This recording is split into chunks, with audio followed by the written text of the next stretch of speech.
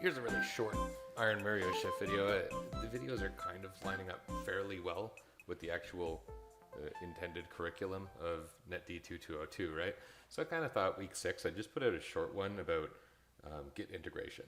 And it is really short. I don't want to overlap with class. I just want to show another example of how this works. And I may as well put the Iron Mario Chef online, the project online, so that anyone who wants to use it can use it, anyone who's been watching any of these videos.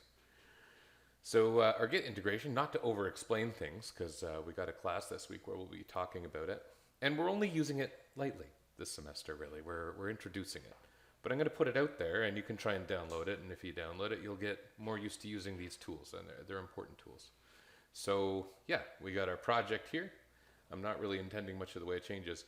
And what we're going to do is we're going to use GitHub. I'm already logged in here. You can see my list of repositories as it stands right now. Nothing has really come up lately. I haven't done anything for this semester because I'm only introducing it now. And this is my only course this semester. Yeah, this is the repositories tab of my GitHub profile. And so anything that I've put here, which is mostly stuff intended for past students, you can access. And then I've also got my Iron Chef folder on my computer. And this is kind of interesting because one thing you can do with a GitHub account is you don't need, strictly speaking, the Visual Studio integration. If you're properly logged in, you can go to New, you can name a repository, and you can literally just make the repository and upload all of the files. That is an option. You don't have to do it through Visual Studio or anything else. And you can do it with command line, but there is also drag and drop, so it's really not that bad. But what I want to do is get the automatic updating working, and then show that it can update. So I'll sync my project with my GitHub account. I'll show that the project's there. Then I'll make a change and I'll do a commit. And the change will be arbitrary. I'm not introducing anything new right now. So super duper arbitrary. Yeah, so let's do that.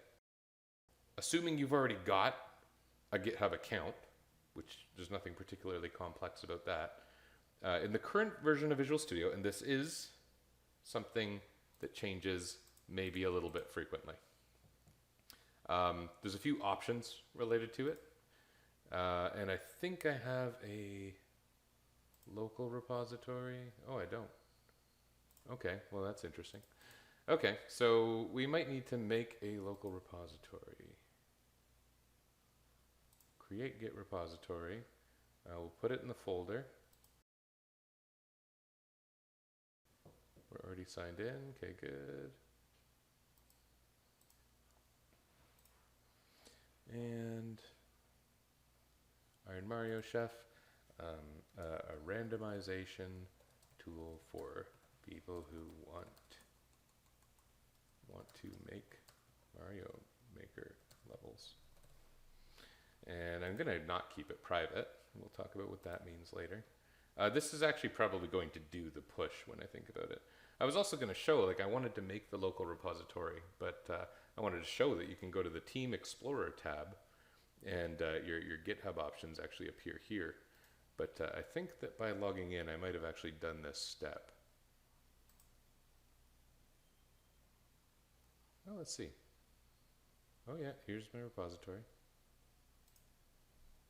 And so the status bar down at the bottom actually ends up being important now because it ends up showing options for like how many commits there are, changes, what branch you're editing, and the history is here. Okay, so if I go, oh, my GitHub option is here now.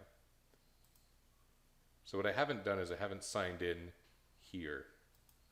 So I'll go here, sign in with your browser. This will just work really quickly. It'll be the same authorization that just happened actually. Okay. And here we go, we are logged in. Yep, and here is all of my GitHub stuff. It's a lot of old repositories, a lot of which I'm not using, or many of them are students' repositories that they've shared with me. And so I end up having a massive, massive amount. But yeah, I've got my GitHub connections showing under Team Explorer, and the GitHub tab also appears. This UI changes a lot. I have to admit, it's hard to get used to it when I'm only using this for, especially when I'm using it a couple months of the year and only for teaching. It's hard for me to stay used to the UI changes. And that's an interesting thing. I think Clint and I are probably both talking about it with our students this semester. And that's Microsoft's acquisition of GitHub is fairly young. And now that there's more open source contributions, the changes are quite a bit faster. Okay, so anyway, I've got my project connected to GitHub. We can see that by viewing the repository here. There's not much in the way of changes because I just added it. Part of what this means is if I open up my browser and I reload, I should see there are 26 repositories and my Iron Mario Chef is here. So I didn't do anything with command line. I didn't do any manual uploads. This is strictly uploaded from my Visual Studio. And if you're curious, like there's a lot here. There's a lot here that's visible. I can open up my CS files and they'll be here properly formatted as C# code, and anyone can go in and view this now, especially because my repository is public. Anyone can view this. So, you know, be careful with things that are private for any reason. Be careful with things that you don't want other people to copy. Be careful with things that you think you might make money off of, although you can't technically do that with academically licensed software, you know. Anyway, so that's there. Let's also make a change and do a push, and we'll just make an arbitrary change. In fact, we'll make a super arbitrary change. Let's go up here, line 8. We'll go arbitrary change. There we go. It's beautiful. And we can save everything. And here we can see our change, and the spot where I would normally put my commits is different now, because of course it is.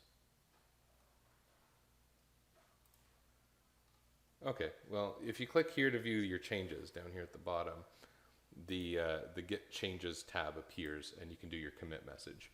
And so I might say for my commit, you know, entered an arbitrary comment to demonstrate pushes.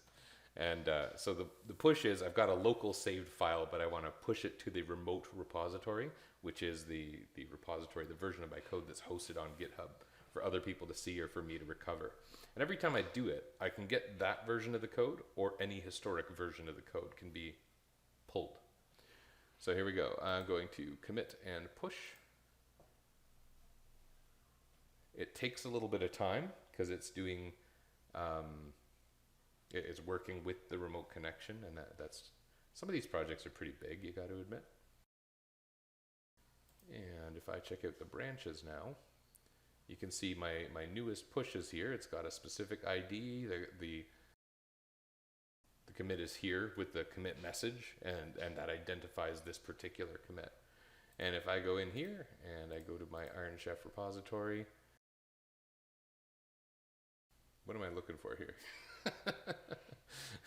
I can see all of the past versions of this as well. Default branch.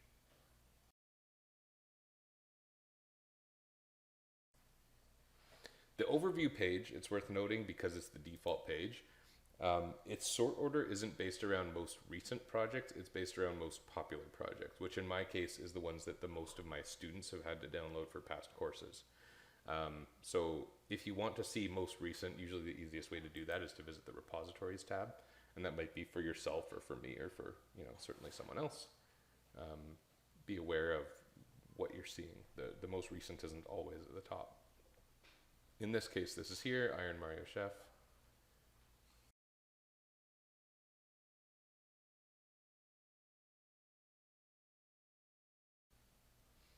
Okay, well, that's there. That's pushed. The last commit is in there, and we can tell because we can actually, you know, this is the last commit message. This is here. Oh, here's what I wanted, the history, and the actual change I made is there, so the push has happened.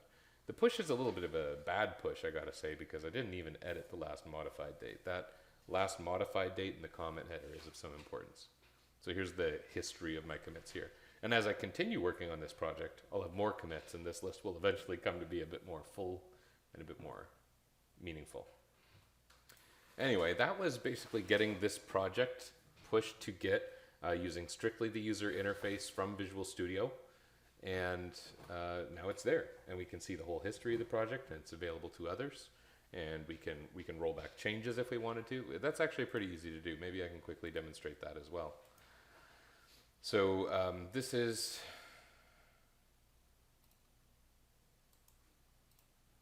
you can do a reset, and if you do a reset that is a keep changes, the code files stay the same, but the commit is undone. And if you do a delete changes, it is an actual rollback. And so if I do delete changes, a hard reset is the term they use for that. Are you sure you want to reset this branch and delete local changes? Yes. That's what I meant to do.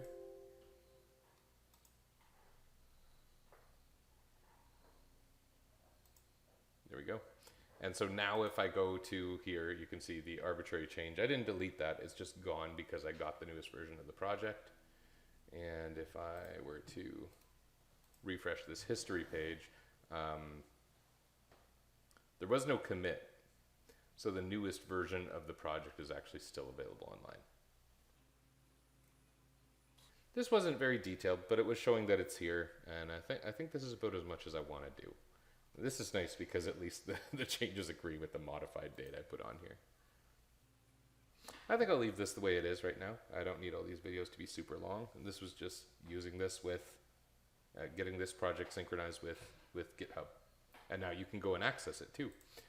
Anyone watching this can go and get it at github.com/KyleChapman/IronMarioChef. And that link will take you directly to the project.